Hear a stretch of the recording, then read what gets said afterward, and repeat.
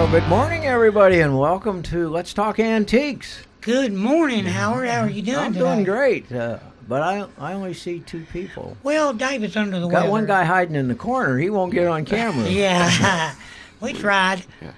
We, David's, he's just kind of lazy, and so he doesn't. Well, show it's the up rain, sometimes. I bet he's home sleeping, probably all covered up with a quilt. Probably, that's generally what happens. Yeah. He didn't sound real good this He morning didn't when I sound talked good. to him. No, I think he really is sick this time. Too much partying last night? I don't know. He's not here to defend himself. We can talk we can about say it. anything we want to say. That's right. He won't know. I bet he will. So, anyway, Dave is not with us, and we do have a guest who is, I guess, going to talk from the corner. Maybe. Right. But- Ray Sickler's hanging out with us in the studio today. Yeah. Everybody, y'all all know Ray. Yeah. I wanted to get them straightened out. There you go. Well, Yeah. But it's not going to happen. You do know that. we can't be straightened out. Yeah. We're that kind. So let's see. You got to tell the world about our program there, right. Philip. We got a little spiel to go, Yeah. and we'll tell you what we're going to talk about. You're tuned in to Let's Talk Antiques on Thunder Radio. You can also catch us on Charter Channel 193, Light Tube Channel 6, and on Facebook and YouTube. And you can just search Let's Talk Antiques, and we come up at the top on that. We're everywhere. Yep. And when If I Google it, will it come up? if Yes. you Google it, it'll come up. too. Wow. Yeah, I haven't searched it recently to make sure nobody's bumped us, but let's see. Oh. But I'm pretty sure. Yeah, and what was that on that? You interrupted me, man. I'm so sorry. if you watch your video, please like, share, comment, pass it along to your friends and neighbors. We're going to have problems today, aren't we? Yeah. Yeah. All right. That's So, right. We are going to talk about yeah. gunslingers. Gunslingers. You know, from the Wild West. You All know. right. I went to school with one of them. Did you really? Yeah, Wyatt Earp. Oh, okay. I really about did. that. Well, kind of, sort of. Maybe. I graduated from Tombstone Union High School in Tombstone, Arizona. Did Oh, you? really? Did you really? Yeah, how about that? Wow. I would love to go to Tombstone. Yeah, it's changed a lot since I've been there. Yeah. Well, I've saw pictures, but I've never Yeah. been there or anything. But they say like the birdcage is still there. The Birdcage Cafe, Sheridan's Theater. Hall, the OK Corral. That's a big tourist attraction now. I'm trying to. Oh, the court, the original courthouse. When I went there, now you can tell my age. I graduated in 1958. The courthouse hadn't been built No, yet, had no, it? it was built, but it was in basically Yeah. ruins. Oh, yeah? And we moved out there because my dad was military, and Fort Huachuca is in Sierra Vista, which is about 20, 30 miles away. And the nearest high school at that time was Tombstone. Wow. So the high school kids caught a bus and rode a bus to Tombstone. The elementary school. What was the mascot for Tombstone? Yellow Jackets. Oh, okay. Now- So they didn't play off of some kind of No. Wild and, West and, thing. I think it was a touristy town, but not real much of one. Where was Not it? a profitable And they tourist were town. trying when we were in the school, they were trying to become the Gatlinburg of the West. Yeah. Okay. And in typing class, I can remember because I learned how to type. We wrote letters to various groups and organizations seeking donations to restore the courthouse. Okay. That's a good assignment. And I guess they must have got For the high money school because kids. when we went back there years later, the courthouse was restored and open for tours and things like that. But The whole place is historic. Oh, it is. And I'm Everywhere. surprised it's probably all on the National Registry. I'm sure it is now. See, Yes. that was just didn't starting have that back then, then, yeah. But I do remember, like Boot Hill was there, with a cemetery, Yeah. and you could walk through it, and and they had the tombstones, and I do remember one a gentleman by last name was Moore. Here lies Lester Moore, 4 shots from a 44, no less, no more. Yeah. I saw that. I movie. remember that to this day of things, of useless knowledge. But it was an interesting place. At that time, once a year, they had Helderado Days. And I don't know if they do that anymore or not. They would reenact the the events that happened in Tombstone, such as the gunfight at OK Corral, Right, and yeah. they had everybody dressed, in costumes and everything. Period clothing. Period clothing, and it was pretty well done. It was all local people, I guess, actors, or the portrayers. Yeah.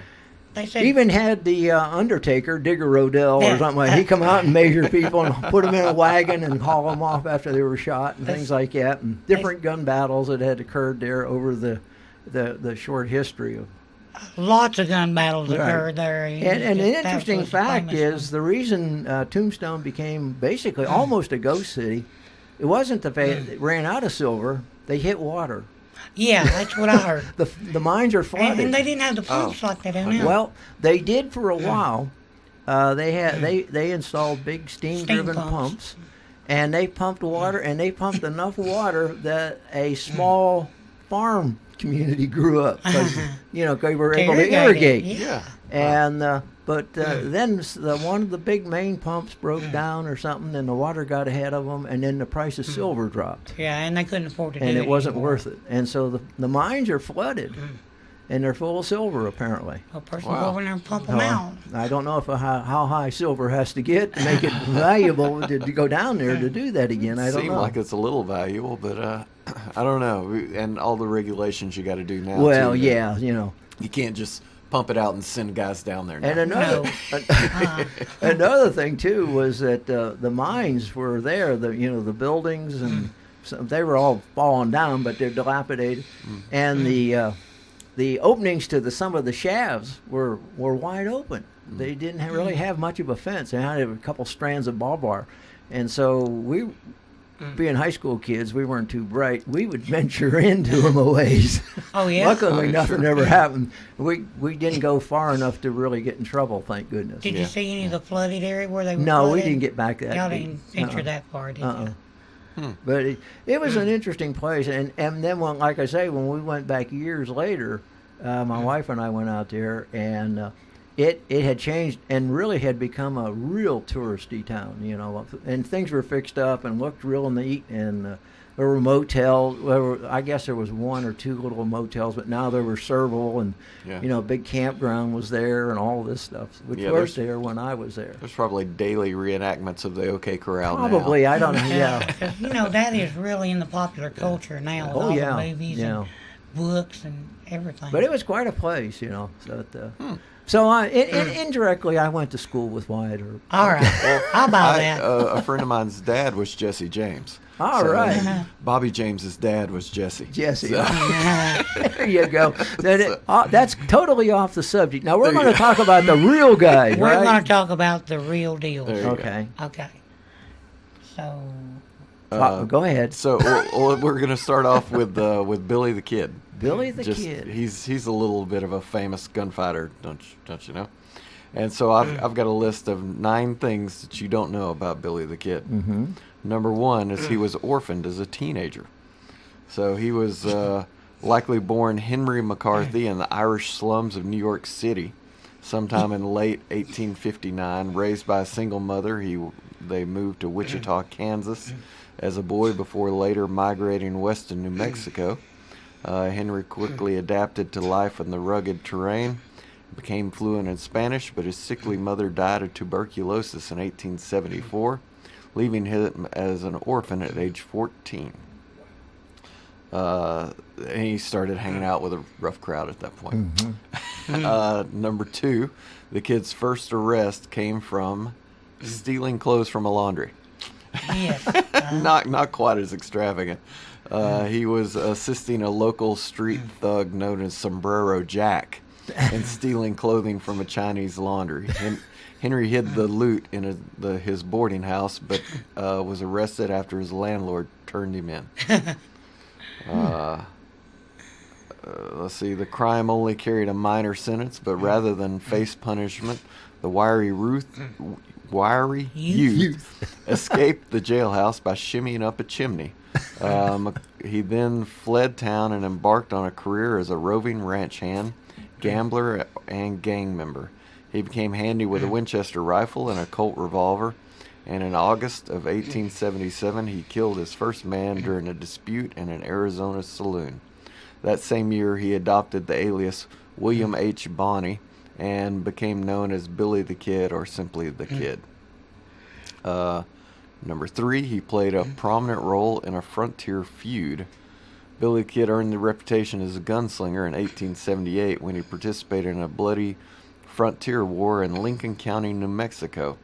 The conflict centered on a business rivalry between British-born rancher John Tunstall and a pair of Irish tycoons named James Dolan and Lawrence Murphy. Dolan and Murphy's outfit, known as the House, had long held a monopoly over the dry goods and cattle trades in Lincoln County, and when they tried to intimidate Tunstall's upstart operation, the Englishman enlisted the Kid and several other gunmen to protect his property. Tensions finally boiled over in February 1878 when Tunstall was murdered by a posse organized by Sheriff William Brady, a supporter of the House. Following Tunstall's death, the Kid and several other former employees organized themselves into a vigilante group called the Regulators and swore revenge. In what became as the Lincoln County War, the Regulators assassinated Sheriff Brady and spent the next several months shooting it out with the House's forces. In July 1878, the feud reached its climax with a deadly 5-day gunfight in the town of Lincoln, after which the Regulators disbanded and the two sides sealed a flimsy peace agreement. The Kid left the war with a reputation as one of the West's most skilled gunmen, but he remained wanted for the murder of Sheriff Brady and would spend the rest of his life on the run. Number 4, now this really surprised me. The Kid never robbed a train or a bank. Right. I had read that somewhere else. Unlike other Wild West outlaws such as Jesse James, Cole Younger, or Butch Cassidy, Billy the Kid didn't make his living as a bandit. The young gunslinger stole the occasional horse, but he never once held up a bank, train, or even a stagecoach. Outside of his gunfighting days with the Regulators, his main criminal enterprise was rustling cattle on the New Mexico plains. Number 5, he was involved in at least 9 murders. The Kid, known for his easygoing personality, but wasn't afraid to draw a 6-shooter when provoked. In a 4-year span between 1877 and 1881, the baby-faced outlaw was involved in the shooting deaths of some 9 men, at least 4 of whom, he killed single-handedly. One particularly legendary gunfight unfolded in January of 1880 at a New Mexico saloon. As the story goes, a drunk named Joe Grant was terrorizing the bar's patron and threatening to kill somebody before the night was out. Sensing trouble, Billy casually approached Grant and remarked, "That's a mighty nice-looking 6-shooter you got." He slipped Grant's gun out of his holster, spun the cylinder so that its next shot would be an empty chamber, and handed it back. It proved to be a wise move. Later that evening, Grant pulled the same pistol on the Kid and tried to shoot him in the back. When it didn't fire, the Kid drew his own gun and shot Grant dead. The Kid made a famous jailbreak in the late 1880s. Lincoln County Sheriff Pat Garrett tracked the Kid to a cabin in Stinking Springs, New Mexico, and forced his surrender. The outlaw was found guilty of the murder of Sheriff William Brady and confined to the Lincoln courthouse. He was scheduled for a date with a hangman, but on the evening of April 28, 1881, he engineered the most daring getaway of his criminal career. During a trip to the outhouse, the Kid slipped out of his handcuffs, ambushed a guard, and shot the man to death with his own pistol. He then armed himself with a double-barreled shotgun and gunned down a second guard who was crossing the street. Once in control of the courthouse, the Kid collected a small arsenal of weapons, cut his leg shackles with a pickaxe, and fled town on a stolen horse. News of the brazen escape was soon reprinted in newspapers across the country, making the Kid the most wanted man in the West. Number 7, he was just 21 years old at the time of his death. After his escape from death row, the Kid spent several months hiding out on the frontier, taking refuge from sympathetic locals, but it wasn't long before Sheriff Pat Garrett and 2 deputies rode into town on the night of July 14, 1881. Garrett went to the house of rancher Peter Maxwell to question him about the outlaw's whereabouts. No sooner had he woken Maxwell than the Kid also approached the house having stopped nearby to get beef for a late dinner. When he noticed the silhouette of one of Garrett's deputies in the porch, the kid drew his pistol and backed toward the door, shouting, "Who's that?" in Spanish. As he entered Maxwell's darkened bedroom, he spotted the shadowy outline of Garrett and once again asked, "Who's that?" Upon recognizing the kid's voice, Garrett drew his six-shooter and fired off 2 rounds in his direction. One bullet struck the 21-year-old near his heart, killing him instantly. And number 8, some believe the kid wasn't killed in 1881. Garrett became an Old West legend for killing Billy the Kid, yet as years passed, rumors circulated that the sheriff had either shot the wrong man or helped fake the outlaw's death. In the late 1940s, an elderly Texas man known as Brushy Bill Roberts claimed to be Billy the Kid, but his story was largely discredited after his family records revealed his birth date to be 1879. Other investigators have since theorized that the kid lived to be an old man under the alias John Miller. Miller's alleged remains were exhumed in 2005, but a plan to compare his DNA to the kid's never materialized. Despite the controversy, historical records show that the kid's body was positively identified by several people the day after the shooting, leading most historians to conclude that Sheriff Garrett got the right man. Number 9, he's been the subject of more than 50 movies, starting with the 1911 silent film Billy the Kid.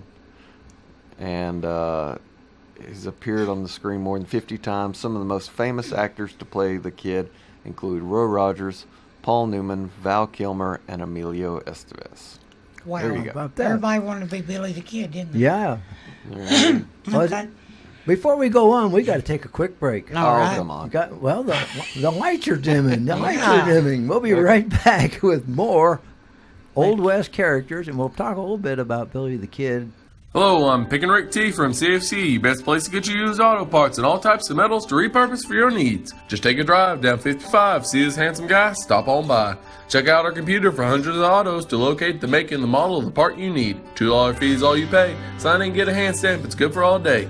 Bring in your tools, get the parts you need pulled, and use a wheelbarrow to lighten the load. Pay for your parts, prices you'll be fond of. Each part's price the same, Chevy or Honda. Get exchange warranty for 30 days too. Swap out the parts you don't need for the parts that you do. Happy pick. The Jiffy Burger on the Hillsborough Boulevard in Manchester has been voted as having the best hamburgers in Manchester. Hometown atmosphere, historical memorabilia, and of course those great burgers, salads, chicken, and so much more. It's the Jiffy Burger on the Hillsborough Boulevard in Manchester. Call in orders at 728-4452. You can also order at the convenient outdoor curb service. Hamburgers are made the old-fashioned way at the Jiffy Burger, Manchester's finest hamburgers. Open 7:30 until 9, Monday through Saturday.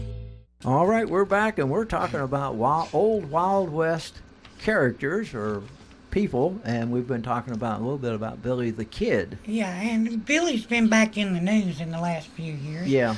I guess everybody knows the famous picture of Billy standing up with his rifle, and he's wearing a sweater and a vest.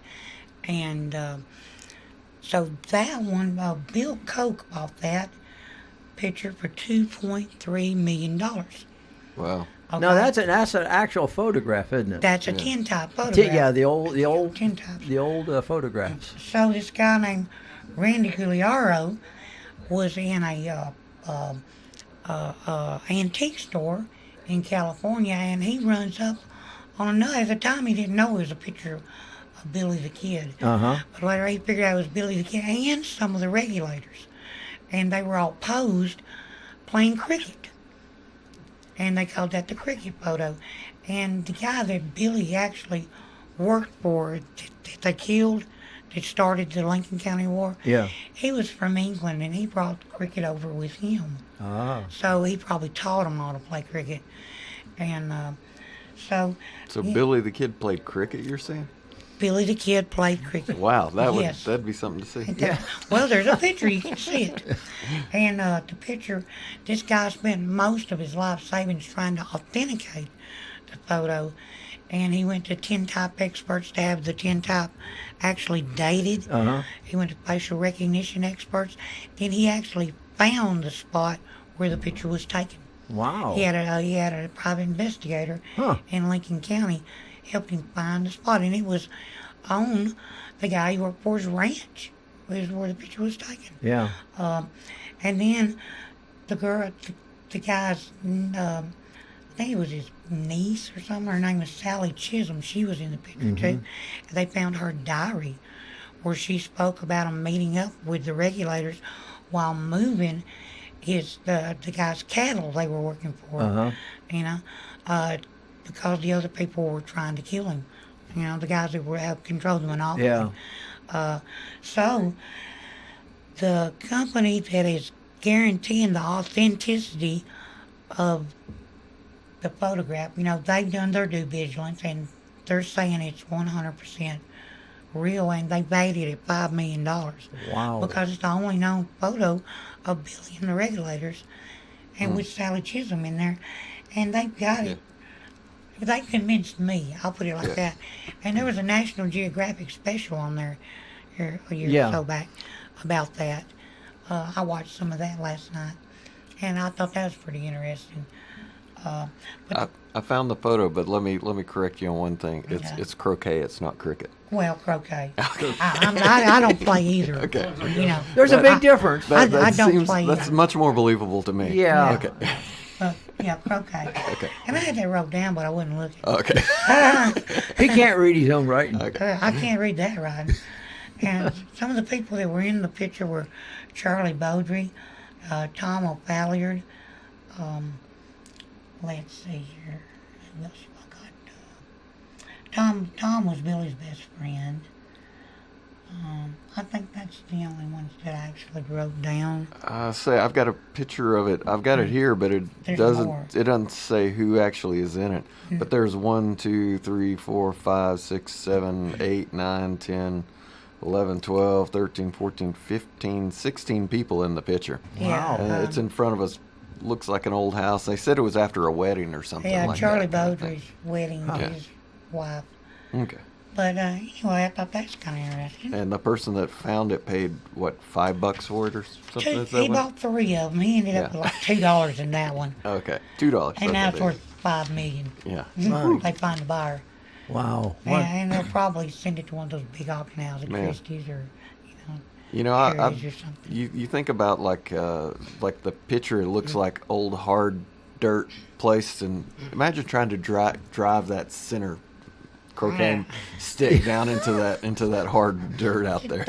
Those trees in the Man. back that were the orchard, Oh, okay. they're gone now. Oh. That tree's gone. There's a different house there, but the scenery all still looks Oh, identical. wow, Identical.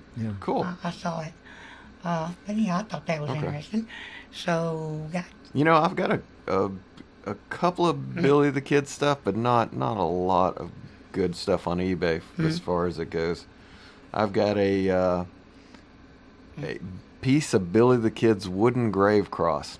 Now, I How do you know that? they're not even sure that he's in there. purchased from a Wyoming Cowboys collection, and of course I cannot prove the provenance, but it is so cool. Great discussion item. Use your collector's intuition. Had 2 labels on the 12-inch by 2 1/4 inch heavily weathered piece of wood. The one pasted on the wood states, "Billy the Kid from the grave of," and then you can't read it, and it says, "From Crude Cross." Hard to read in places, plus poor penmanship. Wish I had a better camera. The other label below the wooden piece states in early type form, "Billy the Kid." So it's professionally framed and looks nice, and they got $500 for it. Yeah. Providence is everything with that stuff to those $1 million collectors. Or $550. I'm sorry. As a matter of fact, there were 2 brothers who claimed they found another photo that was dug up in Tombstone, Howard. Oh, really? Because Billy had a half brother, and after he killed the guy and where he was at, they said he went to Tombstone. I mean, they can't prove it, but they dug up a tin with a picture in it, and his brothers claimed that it was Billy the Kid and Pat Garrett. And they're saying only known photo of Billy the Kid and Pat Garrett. So they can't prove Providence can't on prove, theirs. yeah. But, I thought that was an interesting side note.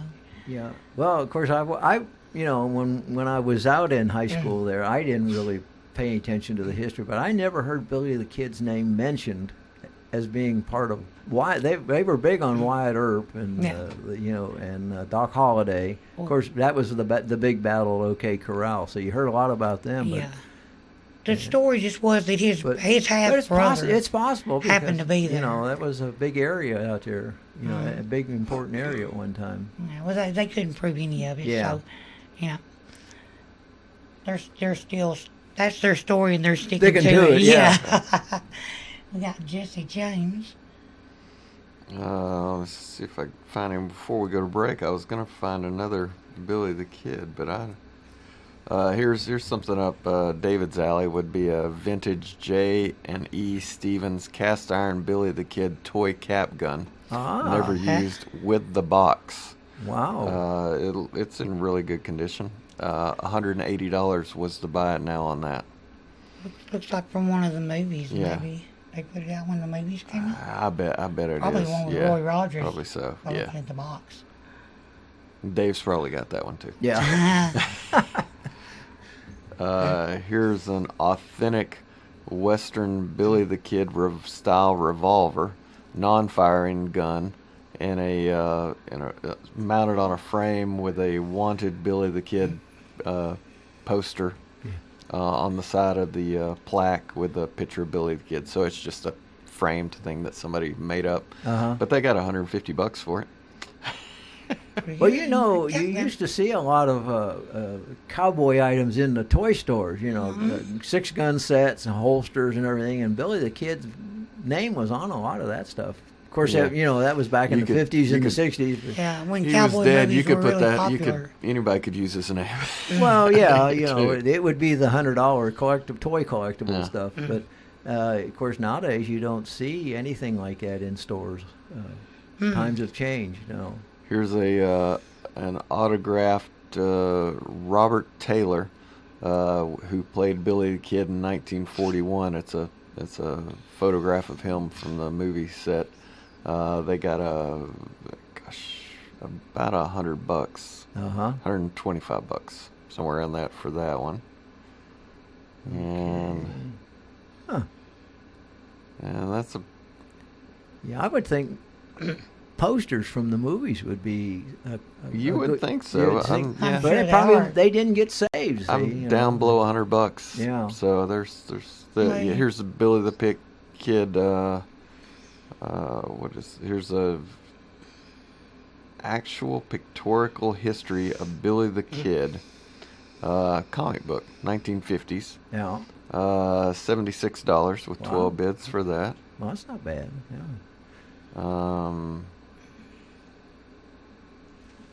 Yeah.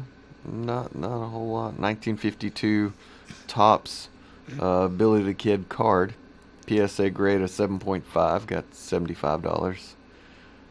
So there's some stuff, but it's not high dollar. There's not at least things being sold on eBay. I think there's a really limited amount of stuff that could be authenticated. Yeah. I'd say with Billy. So. Well, it's time to take another break, by the way. And we'll do that and jump back with somebody else. All right. Hello, I'm Pick and Rick T from CFC, best place to get you used auto parts and all types of metals to repurpose for your needs. Just take a drive down 55, see this handsome guy, stop on by. Check out our computer for hundreds of autos to locate the make and the model of the part you need. $2 fee is all you pay. Sign in and get a hand stamp, it's good for all day. Bring in your tools, get the parts you need pulled, and use a wheelbarrow to lighten the load. Pay for your parts, prices you'll be fond of. Each part's price the same, Chevy or Honda. Get exchange warranty for 30 days too. Swap out the parts you don't need for the parts that you do. Happy pick. The Jiffy Burger on the Hillsborough Boulevard in Manchester has been voted as having the best hamburgers in Manchester. Hometown atmosphere, historical memorabilia, and of course those great burgers, salads, chicken, and so much more. It's the Jiffy Burger on the Hillsborough Boulevard in Manchester. Call in orders at 728-4452. You can also order at the convenient outdoor curb service. Hamburgers are made the old-fashioned way at the Jiffy Burger, Manchester's finest hamburgers. Open 7:30 until 9, Monday through Saturday. All right, we're back here. Okay. I just found something. Can I throw this in just randomly? Throw that in. Okay, I did an eBay search for Wyatt Earp, and the highest price thing that came up was a Wyatt Earp pistol-shaped hot Cheeto. And Cheeto. this is a Cheeto. Cheeto? Shaped like Wyatt Earp's gun. $900. Wow, how many of them do you want to buy? Could you imagine? Could you imagine you buy that and you're showing it off to everybody, and somebody walks in the room, doesn't know it, and reaches down, picks it up, and eats it? God. Like, hey, that was stale. Oh, look at That's mine. stale. What's this? That was my $900 Cheeto Yeah. you just ate. Wow. You mean that's the highest priced item for Wyatt? I would think. Well, I would think there'd be more items out there for him. And Well. we go more. I've got some real stuff here. For Oh, he you. gets a We'll make it to him. not a Cheeto. No, some All of right, his real let's. personal Our next stuff. thing we were supposed to go to, though, was Jesse James. Jesse James. Yes. And he was an outlaw and a bandit, most famous for robbing banks and trains. And his crime sprees actually started out as revenge when Northern soldiers showed up at his house and tortured his family for information. He wanted nothing more than to get back at them. So he took up with a gang of bandits and raided northern businesses. Okay, now his gang was called the James Younger Gang. His brother Frank was in the gang too. Now, in 1865, they robbed the First National Bank of Liberty, Missouri, of $15,000 in what was the first bank robbery in the United States. Oh, really? Now, what about that? How about that? And $15,000 is a lot of money back lot in of those money days. back That then. should have set him up for life. Yeah. Well, they wanted more, you know. Yeah. So they continued to rob more banks, and then they started robbing trains. Okay, they became nationally famous, and they all had high prices on their heads. In northern Minnesota, the gang was cornered, and all of them were caught or killed, except for Frank and Jesse. Now, Jesse wanted to keep robbing banks, so he planned another robbery with the help of his cousins, Bob and Charlie Ford. Now, Bob Ford only wanted the reward money. However, and he shot Jesse in the back of the head in his hotel room. Huh. So that's the story I got. And now, I do have some really good items that actually belong to Jesse James. They all had provenance. They all could be traced straight back to him. Oh, One was the oil painting he was straightening up when he was shot in the back of the head. And it was a family portrait. And it was a landscape. I saw a picture of it. And it brought $4,182. I have a photograph of him as a 14-year-old teenager. Brought $7,170. And a Sunday Daily Gazette. Now, excuse me. The Gazette was a full paper story about the killing of Jesse James. And it brought $14,340. I have one of his gun belts. There's two known to exist. Brought $16,730. And they had an extradition request where they wanted to extradite Jesse from, one county to another. And that brought $11,250. They had an arrest warrant for Jesse. So, they could prove those, those Right, probably. right, yeah. $17,500. Wow. And then I signed a photo of Jesse. It was actually, there was two of them there, and he actually, there was a picture of him, and there was a card with his autograph on it, Brought $51,240. Wow. A wanted poster from the period, $56,050. There was probably a lot of those at one time, but they, Oh, they yeah. never got saved. Wouldn't you like to run up on some of Oh those? my, yeah. For $56,000 a pop. Okay, there was a letter to his stepfather that he had written. Brought $175,500. Okay, now I was telling you about there was two known holsters. So I have a gun and holster, which is the other holster in a gun. Yeah. That was his. $230,000 for a gun and holster. Sure. So those were some Jesse James items that I found. I've got Robert Ford's signature, the guy who shot Jesse James. Yeah. His signature says, yours truly, Robert N. Ford, November 16th, and then it's got his wife's signature underneath it. It's sold for $6,750. Wow. So Was that a live auction? I bet it was. I don't know. No, because it's got the guy Gray Autographs is who sold it. Now, didn't Bob Ford do like a play where he reenacted shooting Billy for a time after? I believe he did. Oh, I that would be think he pretty did. poor taste. Oh, right? No, yeah. I believe he actually did. The whole thing would be, yeah. I'm just wondering though, since was he really popular, or was he kind of people were upset that he had killed Jesse? I couldn't tell you on that. Well, I know his play didn't go over that well. Yeah. So, because he was a kind of a pop hero among the people. Law enforcement and banks and all that, they didn't like him, and obviously, but for killing him. and then you kill him by shooting him in the back of the head. So Yeah, obviously that's you what they shot- didn't like. You shot him in the back. Right, It was in the head and in the back. It wasn't a straight out gun battle. See. Yeah. I've got Frank James's wife, or Frank James's wife wrote a letter to Jesse James. Here you go, $450 for the letter, 2 bids. You would have thought that would have brought a little more, but I guess. And most of this is all like motorcycle stuff. I didn't know I thought he had a horse. West Coast Choppers stuff. Oh. Jesse James model, I guess that's a big brand. Jesse James Franklin Mint revolver. I know we're always told to avoid Franklin Mint stuff, but you know what? It brought $261 with 11 bids on that. So For Franklin Mint. Franklin Mint replica from 1986. Wow. Huh. Oh, that's interesting. Somebody wanted that. Yeah. Yeah. Oh, a lot of people were actually bidding on it. So.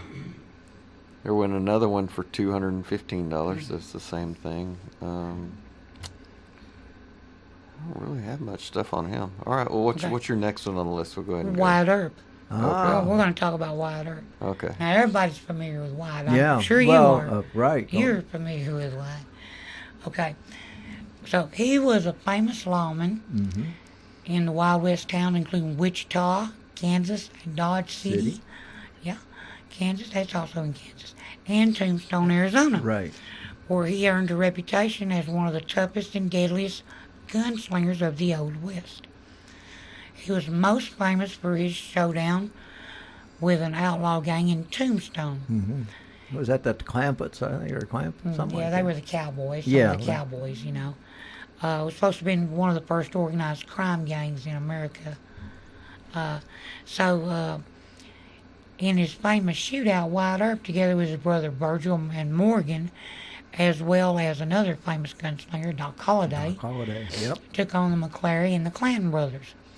Now, during the fight, both McClary brothers and Billy Clanton were killed, and Wyatt wasn't even wounded, and they called that the shootout at the OK Corral today. Yeah. And you know all about that, those reenactments. Well, I've seen it. Yeah. I'd like to see it. But, So, from Scottsdale, Arizona, I have Wyatt Earp's Colt 45. Okay, now this, His Colt 45. his Colt 45. This one actually, they had provenance on this. It had been the same family for generations. And they knew how they got it. They could prove it because it came, But anyway, brought $225,000. There was 6,400 online bidders and 400 collectors at the auction. My goodness. Wow. Yeah. So they had a Winchester lever action that sold for $50,000, and then a Virgil Earp's revolver that sold for $37,500. Now, I was talking about Doc Holliday, and I thought I had something on. I got Doc's Derringer that I don't know what it brought, but the Glenwood Springs Historical Society were the ones that bought it. And a little Derringer that he Yeah, kept on him little- with play cards. Yeah, he was a gambler as yeah. well as several other things. Yeah, among other things. But I think Glenwood Springs is where he's buried. Okay. I believe that's why they bought it. Okay. I'm not sure about where they ended up, but So, I've got a couple of Wyatt Earp things I found. It says rare tin type, believed to be Wyatt Earp and Doc Holliday and a third unnamed man, and it shows comparisons of photos that are known to be Wyatt Earp and Doc Holliday. And they said, I can't prove Providence, but it sure looks like him, and it came from an old place or something. And they were asking $1,400 and got pretty close to that. And then second on that is a Mark's original 1960s vintage Wyatt Earp Dodge City playset. And so it's a big cardboard box, and it's got all the little toy pieces to build Dodge City and do your own fights in. And that's 5 bids on that went for $717, and then one underneath it with the same thing, one bid went for $685. So that's a pretty good playset there. yeah. And the rest of here's a Wyatt Earp. This is the newspaper talking about his death. Noted gunfighter of Old West died from the New York Times. The buy it now on that was $265. That's a pretty good return on the newspaper. Yeah, you paid a nickel for it. yeah. They said the gunfight at the OK Corral probably only lasted about 30 seconds. Right. Yeah. I mean, it went quick. I know in the reenactment, and like I say, that's been years ago, but it didn't. It's not. It's over with. And, Yeah. I mean, a lot of noise, a lot of smoke. Now, didn't everybody actually get shot except White? I think so. It's been so long. I don't know if more. I know his brother Virgil did. Yeah. I I don't know figured about they'd more. draw it out for 10 or 15 minutes for the reenactment at least. No, that's Sell more tickets. Those the gun battles that I can remember, they, the blink of an eye, you've missed it sometimes. Yeah. And of course that one there was so many people involved, so obviously it lasted a little longer. But if it was just two people, meet in the middle of the street because they were mad at one another, and they reenacted several different gun battles that I can remember. Different individuals, it was one-on-one, and it was over right away. Yeah. Said despite all the gun battles that White Earp was in, he was never shot. That's amazing. Not isn't it? once. Yeah, it's amazing. That is amazing. A little trivia here. You know what Jesse James' nickname was? What? Dingus. Dingus? Dingus. Dingus. Dingus. I don't think I'd call him that. No. No. Hey, we got to take a break. Are we at a stopping point? We're at a stopping Sure. point. We got another break coming up here. We'll be Okay. right back. Hello, I'm Pick and Rick T from CFC, best place to get you used auto parts and all types of metals to repurpose for your needs. Just take a drive down 55, see this handsome guy, stop on by. Check out our computer for hundreds of autos to locate the make and the model of the part you need. $2 fee is all you pay. Sign in and get a hand stamp, it's good for all day. Bring in your tools, get the parts you need pulled, and use a wheelbarrow to lighten the load. Pay for your parts, prices you'll be fond of. Each part's price the same, Chevy or Honda. Get exchange warranty for 30 days too. Swap out the parts you don't need for the parts that you do. Happy pick. The Jiffy Burger on the Hillsborough Boulevard in Manchester has been voted as having the best hamburgers in Manchester. Hometown atmosphere, historical memorabilia, and of course those great burgers, salads, chicken, and so much more. It's the Jiffy Burger on the Hillsborough Boulevard in Manchester. Call in orders at 728-4452. You can also order at the convenient outdoor curb service. Hamburgers are made the old-fashioned way at the Jiffy Burger, Manchester's finest hamburgers. Open 7:30 until 9, Monday through Saturday. All right, we're back with Let's Talk Antiques, and we're still talking about old Western gunfighters, right? Yep. Yes. Next on our list is Pat Garrett. The guy that killed Billy the Kid. Yeah. There's a lot of controversy about him and what actually happened there. There's always some people say it was an outright gun battle. Others people said he shot him in the back, but he did. I guess Billy did come in on him, and he was in questioning another gentleman in the dark, wasn't he, in his bedroom or something like that? Something like that. And something, but There's a lot of people don't like Pat Garrett. You know, if I was going up against Billy the Kid, I believe I would start shooting as soon as I got to the door. You better I believe wouldn't give it. him a chance It's to not shoot a guy at me. you square off against. From No. if you really want to live. Yeah. So you can't blame him no matter what he done. Yeah, true. Yeah, that's you often wonder about these guys. You know, they're going to meet in the middle of the street and shoot one another. You know, But you know, they said, you know, before Pat Garrett was elected as, you know, the sheriff or whatever he was there, him and Billy were friends, and they drank together and they run around together. But now when he was elected, he told Billy that he needed to leave town, leave the country. Said, if you don't, I'm going to come after you. well, you know, Billy killed 2 of his deputies when he Yeah, escaped from that Yeah. courthouse. Right. The one was guarding him, and he when he got the handcuffs off. And then, of course, the other guy came running to see what was going on because he had taken 2 other prisoners to eat meal, I guess. Right. And he got shot right away. So obviously, Pat Garrett had a score to settle. If Yeah, you well, will. he told him, you know, right after he got elected, if you don't leave, I'm coming after You're you. coming after He you. gave him the option. Yeah. So he had to do his job. Gun control back over there. Yeah. Pat was born in Chambers County, Alabama. Just show you, Wow. a crack How on about that? Alabama. I didn't know that. On June 5th, 1850. He was one of 7 children born to John and Elizabeth Garrett. 3 years later, Pat's father, John Garrett, purchased a Louisiana plantation in Claiborne Parish, where young Garrett grew up.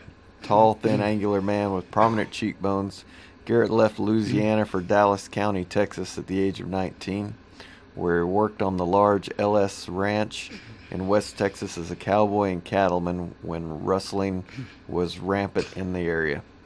From there, he joined up with W. Skelton Glenn as a buffalo hunter. However, he soon got into a disagreement with a fellow hunter over some hides. The altercation led to gunplay. When the other man drew on Garrett, Pat shot him dead. In 1878, he moved to Fort Sumner, New Mexico. Just as the Lincoln County War was drawing to an end, the battle between rival gangs spawned a storm of lawlessness and violence, which would continue in southeastern New Mexico for the next 2 decades. He worked on Peter Maxwell's ranch, but he quit and became a bartender at a saloon. He worked all over the place. Yeah.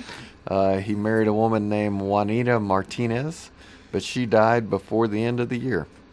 A little more than a year later, he married Apollaria Gutierrez. Sorry. The two would have 9 children over the years. Wow. Yeah, it was at the saloon that Pat Garrett met and often gambled with Billy the Kid. The two were seen together so often they soon took on the nicknames Big Casino and Little Casino. In November 7th, 1880, Pat was appointed to the Lincoln County Sheriff, and friends or not, his first vow was to bring the current reign of lawlessness to an end with the primary goal of apprehending Billy the Kid. December 15th, 1880, Governor Wallace put a $500 reward on Billy's head, and Pat began to pursue him. On December 19th, Garrett confronted Billy and his gang in Fort Sumter, New Mexico, killing Tom O'Folliard, but the rest of the gang escaped. Soon, the determined Garrett and his posse tracked the outlaws down to Stinking Springs and surrounded the hideout, but the posse killed Charlie Bodery and captured Billy the Kid, Dirty Dave Rudabaugh, Tim Pickett, and Billy Wilson. And that was where Billy was convicted and then escaped. Let's see where again. After gunfighting, he retired to become a rancher and write a book, published in 1882, The Authentic Life of Billy the Kid. Any of y'all ever read that? I've never read that. I haven't, but I'd like to. Yeah. I wonder if that's in print. Didn't sell well, as 8 people had already beat him to the presses. Well, I read somewhere part of that was he was being accused at the time of shooting Billy in the back, or something like to that effect. Yeah. And he wrote his book kind of as a defense Yes. against what was being said that made him look like a bad guy instead of a lawman doing officer his job. A law Yeah. officer doing his job. Yeah. Yeah. On December 16th, 1901, President Teddy Roosevelt appointed Pat Garrett as a United States Customs Collector in El Paso, Texas. However, it was a controversial appointment, and when his term was over, he did not reappoint him.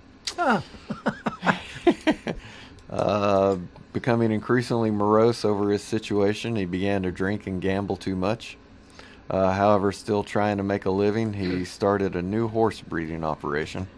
Let's see. He owed money to a whole bunch of people. He wasn't very successful in it. Another reason for the book. Sold his ranch as he was trying to collect money from a guy, and as he approached the house, his wife Amanda ordered him from the property at gunpoint. So he had lost a little bit of his swagger there at the end. Yeah. Garrett's remains lay in the Undertaker when he was. Let's see. Well, we just got a couple minutes. I was gonna say I'm trying to. Yeah, fly we through got before about a close. minute. All right, We need you to got some hustle. stuff. I've Okay, got give me some some good stuff. stuff Okay, here. all right, sorry. Now, if Pat Garrett knew what his autographs was bringing, he wouldn't have been broke now. You would have been selling those. He would Yeah, have there been you go. selling them everywhere. Okay, I've got 6 here. One was a letter that he had written to his wife while traveling New Orleans in hopes of escaping his tainted reputation, you know. Uh-huh. Brought $14,400. I've got another letter to his wife about their old ranch in Roswell, New Mexico. Brought $10,800. I have another one. There was a document in 1896 to become a deputy clerk of the 3rd Judicial Court Circuit, signed 20 days before he's appointed sheriff of Dona Ana County. Brought $10,800. I've got another one. There was a year after he gunned down Billy the Kid. He was bringing another man to justice. It was an arrest warrant. Brought $14,400. I've got another one where he was endorsing a candidate running for governor of New Mexico Territory. Brought $8,500. And the last one I have here is one where he was transferring some money when he was sheriff. It brought $8,500. Wow. So, you know, if he had that kind of money, He's worth before he more died. dead than he was Yeah, there alive. you Yes. All right, well, let me throw in the authentic life of Billy the Kid is available on Amazon for $7.73 on paperback. We So might there have you to go. check that out. All right. Well, we're out of time, guys. Okay. We'll be back next week with more Let's Talk Antiques. And see you next week. Take care. Be safe out there.